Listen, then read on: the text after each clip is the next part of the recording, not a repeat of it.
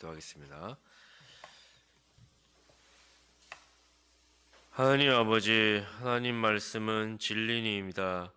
우리는 이 사실을 믿고 따르기에 이것이 아니면 우리의 삶이 온전할 수 없기에 주님 앞에 나와 이 아침부터 찬송하며 경배드리며 말씀을 청종하기를 원하오니 주님의 온전하심에 의지하여 삶을 드리는 자들에게 하나님 은혜 베풀어 주시옵소서. 부족한 종이 하나님 말씀을 대언할 때 살아있는 하나님의 말씀에 훼손되지 않도록 온전한 말씀을 전할 수 있도록 힘주시고 또한 듣는 자들에게 은혜를 베풀어 주시사 하나님의 크시고 놀라우신 뜻을 알고 삶의 지혜로 가지고 나아갈 수 있도록 은혜 베풀어 주시옵소서. 우리 구주 예수 그리스도의 이름으로 기도합니다. 아멘. 우리는 마귀의 첫 번째 시험인 돌이 떡이 되게 하라는 시험을 살펴보았습니다. 우리는 그와 같은 시험이 올 때 사람이 떡으로만 사는 것이 아니라 하나님의 입에서 나오는 모든 말씀으로 살아가야 한다는 그와 같은 성경적인 원리를 함께 배웠습니다. 그리고 오늘 사탄의 두 번째 시험을 살펴보려고 합니다. 성전 꼭대기에서 뛰어내리라는 시험을 통해 세 가지 교훈을 알아보고 말씀을 마치고자 합니다. 첫째로 사탄은 예수님을 성전 꼭대기에 데리고 갔습니다. 사탄은 왜 예수님을 그곳으로 데려갔을까요? 5절 본문입니다. 이에 마귀가 예수를 거룩한 성으로 데려다가 성전 꼭대기에 세우고 첫째 시험인 돌이 떡이 되게 하라 했던 육신의 궁핍에 관한 시험에서 사탄 마귀가 유혹했던 장소는 광야였습니다. 그런데 이번에 그 첫째 시험이 끝나고 예수님을 사탄은 성전 꼭대기로 데리고 갔습니다. 우리는 광야에서 어떤 방법으로 성전 꼭대기까지 이동했는지는 모릅니다. 하지만 확실한 것은 장소에 전환이 있었다는 것입니다. 사탄은 육신의 궁핍에 대한 첫 번째 시험을 광야에서 행했는데 광야란 인적이 드문 곳이고 사람들의 시선이 덜한 곳이죠. 그런데 이제 광야를 벗어나 성전 꼭대기로 데려간 것입니다. 여기서 성전 꼭대기는 어디일까요? 마태는 그곳을 거룩한 성전 꼭대기라고 했는데 많은 주석가들은 그 성을 예루살렘 성전으로 보고 있습니다. 그렇다면 우리는 사탄이 예수님을 왜 예루살렘 성전으로 데려갔을까요? 그 사실을 조금 유추해 볼 수가 있습니다. 예루살렘 성전은 모든 유대인들의 선망의 장소입니다. 그곳은 광야와 다르게 수많은 군중이 모인 장소이며 이목이 집중되고 그리고 그곳에 명예와 존경심이 있는 곳입니다. 즉 사탄 마귀가 그곳을 시험의 장소로 선정한 것은 이런 맥락에서 참으로 교묘한 것입니다. 사탄은 예수가 이제 막 공생의 사역을 시작하며 어서 빨리 민심을 얻어 자신이 메시아임을 드러내기를 바란다고 생각했을 것입니다. 그래서 사탄은 예수 자신이 하나님의 아들임을 화려하게 증명해 볼 수 있을 만한 장소로 예루살렘 성전이라면 더없이 좋겠구나 생각했을 것입니다. 그곳이 이생의 자랑이라는 유혹으로 안성맞춤이라 여겼던 것입니다. 이것은 사탄이 인간 본성을 너무나 잘 파악하고 있다는 증거입니다. 그는 인간 본성의 연약성을 꿰뚫고 인간이 첫 번째 시험이었던 육신의 정욕, 육신의 궁핍에 이어 이생의 자랑에 얼마나 목을 매고 있는지 그것을 잘 알고 그곳을 공략했던 것입니다. 생각해 보십시오. 얼마나 황홀한 제안입니까?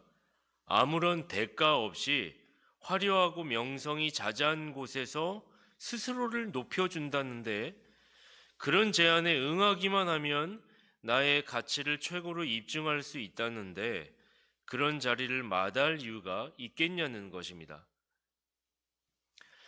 사탄 마귀가 신자로 하여금 하나님과의 관계를 깨뜨리려 할 때 사용하는 방법이 바로 이와 같습니다. 그것은 신자를 박수와 칭송을 받을 만한 장소로 거저 데리고 가는 것입니다. 우리는 인생을 살아가며 뜻밖의 행운, 일확천금의 기회를 얻을 때 주의해야 합니다. 사탄은 하루아침에 인기와 명예를 줌으로써 신자로 하여금 분별력을 잃게 하여 착각하도록 할 것이니 말입니다. 그 자리에 내 공로가 내 힘으로 내가 서게 됐다고 착각하게 만드는 것입니다. 이것이 사탄이 신자로 하여금 하나님과의 관계를 깨뜨릴 때 사용하는 방법인 것입니다. 하나님은 높이 올리시기 위해 신자를 낮추시지만 사탄은 신자를 낮추기 위해 그를 망하게 하기 위해 먼저 높이 올린다는 것을 우린 잊어서는 안 될 것입니다. 우리는 인생을 살아가면서 소위 몇 번의 기회를 맞이하게 됩니다. 때로는 내가 가진 능력치보다 더 잘 풀릴 때가 있습니다. 사업을 하는 데 있어 투자할 때마다 하는 곳마다 수익률이 높아지거나 어느 날 갑자기 복권의 1등에 당첨을 한다거나 음반을 냈는데 수백만 장이 팔린다거나 유튜브를 했는데 큰 조회수를 찍고 구독자가 많이 늘어난다거나, 물론 평소 실력을 잘 겸비하여 성실히 준비한 자들에게는 이런 일확천금의 기회가 문제될 것이 없습니다. 그들은 오랜 숙련된 솜씨가 누적이 되어 결실을 보게 된 것이기 때문이죠. 그런 사람들은 오히려 갑자기 일이 잘 풀린다고 넘어지지 않습니다.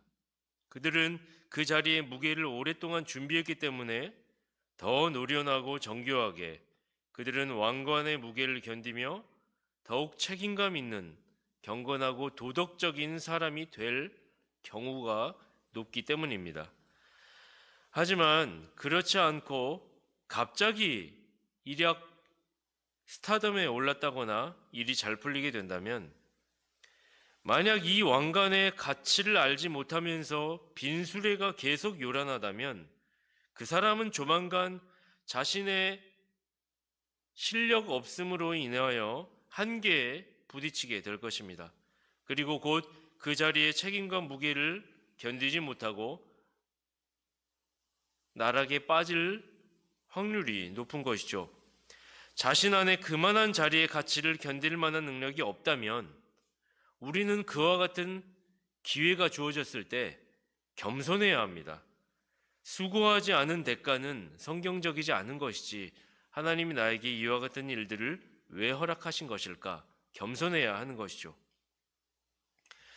사람들 앞에서 선망의 대상이 될 만한 위치에 있는 자들은 그러므로 주의해야 할 것입니다. 직업적으로 특별히 그런 분들이 있죠. 유명 연예인들이나 인플루언서들, 정치인들이나 기업가, 오늘날엔 목회자들도 마찬가지라 생각이 됩니다. 신자라면 의도하지 않은 큰 명성을 얻게 될 때 가장 먼저 하나님께 여쭤보아야 할 것입니다. 우리는 신자의 경건이라는 범위 안에서 하나님이 나에게 왜 이와 같은 기회를 주시는지 생각해야 합니다. 나는 부족한 자인데 내게 왜 이런 기회를 주시는 것입니까? 이 자리에 하나님이 올려주신 줄 압니다. 하나님이 저를 어떻게 사용하시고자 여기로 부르신 것입니까? 그때 그 영광에 흠뻑 취해 정신을 못 차리고 있다면 사탄은 먹잇감을 앞에 둔 우는 사자와 같이 두루 삼킬 자를 찾고 그에게 강력한 한 방을 준비할 것입니다. 우리는 성경을 통해 이생의 자랑에서 나오는 법을 배웠습니다. 그러나 이생의 자랑에서 넘어지는 자들을 덜어보기도 하는데요. 그들은 과거 유명 연예인이었거나 유명 정치인들, 명성이 있는 자들, 우린 사회 뉴스에서 그와 같은 일들을 보기도 했습니다. 그들 중 일부는 심지어 스스로 목숨을 끊기도 했으니 말입니다. 왜 그렇게 된 것일까 생각해 보면 어찌 보면 이상한 것이 또한 아닐 수도 있습니다. 준비되지 않은 상태에서 갑자기 큰 이생의 자랑을 경험하니 그 안에 왕관을 견딜 체력, 본질, 내면의 경건이 없었기 때문이죠. 그렇게 되면 그 자리가 주는 명성은 하루아침에 공허함과 허무함으로 변하고 맙니다. 그리고 여기서 더 큰 문제가 발생하고 말죠. 두 번째입니다. 허무함을 느낀 신자에게 사탄이 다가와 사용하는 방법이 무엇입니까? 그는 뛰어내리라 하였습니다. 성전 꼭대기에서 공허함을 느꼈을 때 마귀는 더욱 적극적입니다. 마귀는 그 공허함을 해결하기 위해 해결책을 제시해 주는데 여기에 함정이 있습니다. 사람들은 공허함을 해결할 수 있는 더 큰 자극을 찾아 나섰는데 그때 사탄은 그런 상태를 놓치지 않고 달려들어 이렇게 얘기한 것 같습니다. 6절입니다. 가로되 내가 만일 하나님의 아들이여든 뛰어내리라. 기록하였을 때 저가 너를 위하여 그 사자들을 명하시리니 저희가 손으로 너를 받들어 발이 돌에 부딪히지 않게 하리로다 하였느니라. 사탄은 이생의 자랑 속에서 허우적거리다가 공허함을 느낀 자들에게 이제 됐으니 돌아가라고 하지 않습니다. 사탄은 적반하장식으로 더 심하게 그를 코너로 몰아붙입니다. 그의 공허함을 파고들어 공허함의 최종 완성의 길이 있다고 마지막 유혹을 합니다. 그것은 그토록 열망하고 열광했던 이생의 자랑, 그 자리가 한순간의 공허함으로 변하여 절망하고 있는 자에게 뛰어내리라고 하는 요구를 하는 것입니다. 그러면 진짜로 네가 하나님의 아들임이 증명될 것이라고, 정말 너가 갖기를 원했던 그 목적에 이르게 될 것이라고, 모든 백성들이 너를 보고 있다가 천사가 너를 받쳐주는 것을 보고 박수를 쳐줄 것이라고, 그러면 진짜 너의 인기는 하늘을 치솟게 될 것이고 하늘의 하나님의 아들임이 인정될 것이며 그 공허함은 해결이 될 것이라고 그렇게 미혹을 할 것입니다. 인생의 마지막에서 왜 뛰어내리는가? 아이러니하게도 그것은 자기애 그리고 자기의 때문입니다. 그렇게 해도 하나님은 자녀인 나를 사랑해 주실 거라는 착각 때문이죠. 그들의 시각은 내가 하나님의 자녀인데, 내가 이렇게 힘든데 아버지라면 나를 도와주셔야 하지 않겠어. 그러니 내가 선택할 수 있는 길이 이제는 다른 게 없으니 내가 뛰어내리더라도 하나님이 천사로 하여금 나의 생명을 보장해 주실 거야. 죽어도 천국 가면 그걸로 위로받으면 되지. 그러나 이것은 큰 착각이죠. 신자의 몸은 하나님의 형상을 입은 하나님의 성전입니다. 전적인 나의 소유가 아니라 창조주의 손 위에 있는 것입니다. 그것을 적극적으로 어기는 것은 악한 죄입니다. 어쩌면 그 사람은 회심하지 못한 자일 확률이 높죠. 우리는 인생에 어려움이 올 때 정말 죽고 싶을 때가 있습니다.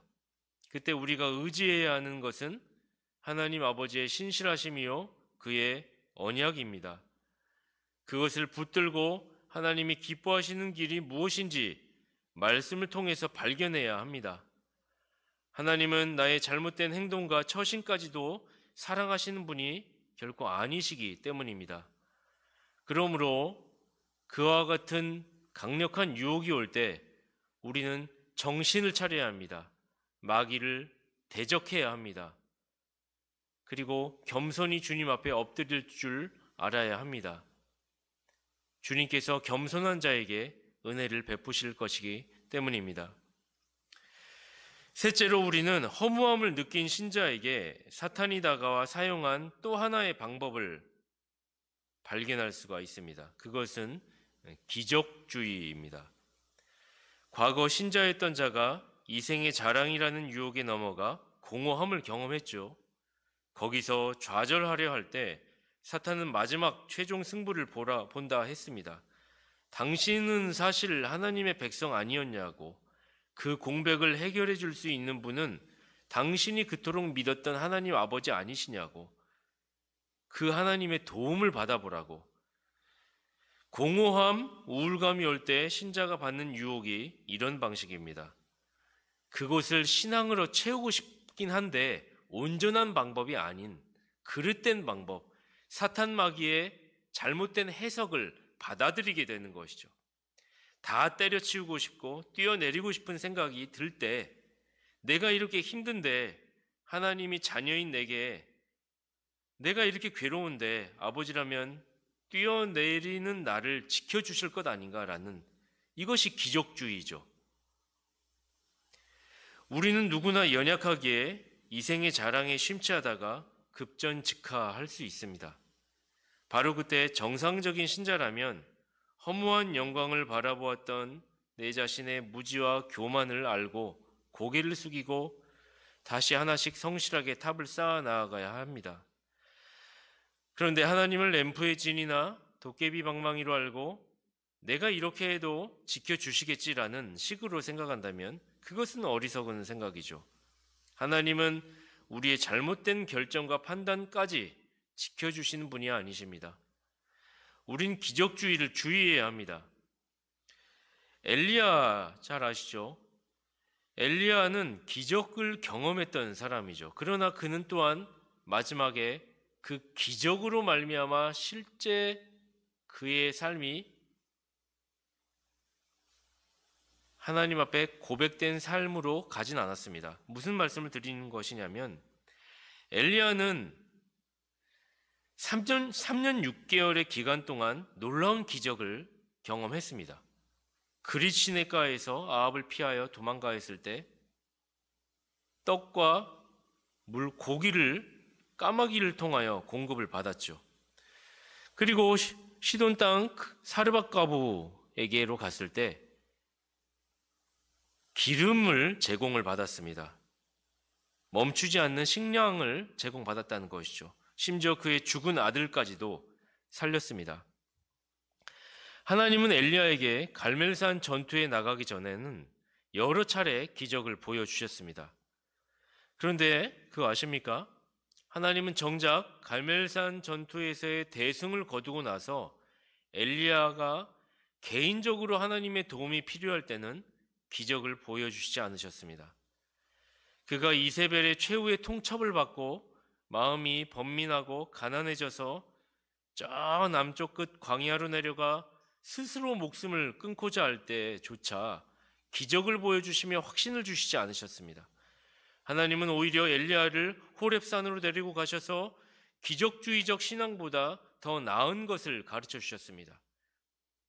그것은 엘리야를 산에 세우셔서 강한 바람으로도 나타나시지 않으시고 지진을 일으키시더니 나타나지 않으시고 불로서 허령하신 후에도 나타나시지 않으셨습니다. 하나님은 기적이 아니라 실제 개인적인 신앙의 어려움과 아픔이 있으면 하나님 앞에 겸손히 엎드려야 하지 않겠니? 그러면서 엘리야야, 네가 왜 여기 있느냐? 세미한 음성으로 나타나셨습니다. 하나님이 말씀으로 나타나셨던 것이죠. 그리고 하나님이 위로해 주신 것입니다. 결코 그가 사역적인 큰 일을 행할 때에는 기적이 필요했습니다. 그에게 원동력이 있어야 했습니다.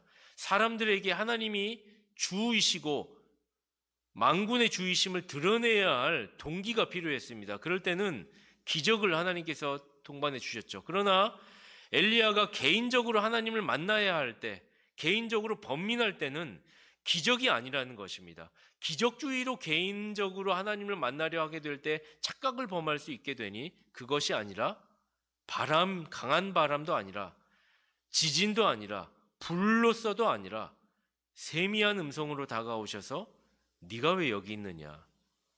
그리고 아합 가문에 대하여서 예언을 해주시죠. 그의 가문이 망하게 될 것을. 그리고 바알에게 무릎 꿇지 아니한 7,000명이 있으므로 엘리야의 심령을 책망하시며 한편으로 또한 위로해 주셨던 것을 우리는 보게 되는 것입니다. 우리는 이생의 자랑과 그 이면에 있는 공허함이라는 큰 유혹을 당할 때가 있습니다. 하나님과의 관계를 확인하고 싶어 더 자극적인 기적을 찾아 나서게 되는 것이죠. 그런데 결코 거기에 답이 없음을 알아야 합니다. 현대 은사주의가 얼마나 큰 오류인지 더 말씀을 드리지 않아도 아실 거라 생각이 듭니다. 우리는 유혹의 때 성경적인 원리로 다시 처음 사랑으로 돌아가야 합니다. 말씀을 읽고 듣고 순종하는 대로 나아가야 합니다. 그리고 나의 믿음 없음으로 순종하지 못하겠는 내 불신앙과 불의를 긍휼히 여겨달라고 기도해야 할 것입니다. 말씀을 마치려고 합니다. 성전 꼭대기에서 뛰어내리라는 교훈을 통해 3가지를 기억하시면 좋겠습니다. 첫째로, 사탄은 예수님을 성전 꼭대기에 데리고 가셨습니다. 그 장소가 주는 교훈이 있죠. 인생들은 이생의 자랑이라는 유혹을 조심해야 합니다. 수고하지 않고 노력하지 않은 영광 앞에 오히려 하나님의 뜻을 구해야 할 것입니다. 둘째로, 이생의 자랑은 곧 허무함으로 귀결되는데 바로 그때 스스로 목숨을 끊고 싶은 생각이 드는 것은 사탄의 강력한 유혹임을 기억하면 좋겠습니다. 우리는 공허함이 들 때 하나님의 신실하심을 기억하며 은혜의 언약을 붙들어야 할 것입니다. 셋째로, 기적주의를 주의해야 합니다. 하나님은 결코 나의 잘못된 판단이나 결정까지 책임져 주시는 분이 아님을 기억하십시오. 오히려 우리는 신비적이고 자극적인 이적을 찾는 것은 하나님에 대한 불손이요, 기만이요, 불신앙임을 알고 공허함이 몰려올 때 차근차근 말씀의 원리대로 순종하지 못하겠는 나의 연약함 앞에 긍휼함을 달라고 기도하는 저와 여러분이 되었으면 좋겠습니다. 기도하겠습니다. 거룩하신 하나님 아버지, 우리의 인생 가운데 하나님께서 때로는 일이 잘 풀리고 때로는 길을 열어주셔서 좋은 일들을 눈에 보게 하실 때 우리는 이와 같은 때에 선줄로 하는 자 넘어질까 조심하라. 하나님이 이 일을 왜 주셨는지 진지하게 검토하며 주님 앞에 오히려 그 부유함 가운데 넘어지지 않도록 부유함 가운데 낮아지는 겸손을 허락하여 주시기를 간절히 원합니다. 주님께서 베풀어 주시는 지혜를 통하여 우리가 삶에 일관할 때 어떠한 마귀의 유혹에도 이겨낼 수 있음을 고백합니다. 우리가 어려울 때일수록 하나님을 찾는 것이 성경적인 원리로 찾게 하시사 은사주의나 신비적인 인간의 감정에 치우쳐 말씀을 등한시하는 일들이 있어 크게 나락으로 떨어지지 않도록 붙들어 주시옵소서. 우리 구주 예수 그리스도의 이름으로 기도합니다. 아멘.